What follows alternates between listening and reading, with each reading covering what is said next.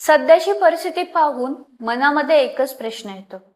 आजकाल न्याय गुन्हा बघून मिळतो की समोरच्याचा बँक बॅलन्स बघून मिळतो?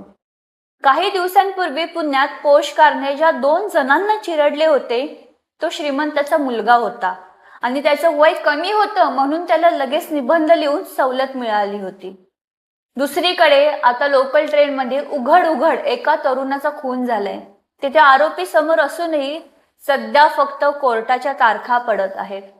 आपला कायदा सांगतो की 100 गुन्हेगार सुटले तरी चालतील, पण एका निर्दोषाला सजा होता कामा नये. पण आजच्या कलियुगात नेमकं उलटं चाललंय. पापी पैशाच्या जोरावर सुटतात आणि एका सर्वसामान्य माणसाला स्वतःचा निर्दोषपणा सिद्ध करायला 20-20 वर्ष कोर्टाच्या पायऱ्या झिजवाव्या लागतात.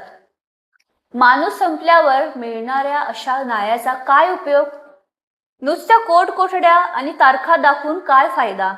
गुन्हेगाराला त्याने जे केले त्याची कडक शिक्षा जागीच मिळाल्या पाहिजे, तरच समाजात कायद्याची भीती उरेल.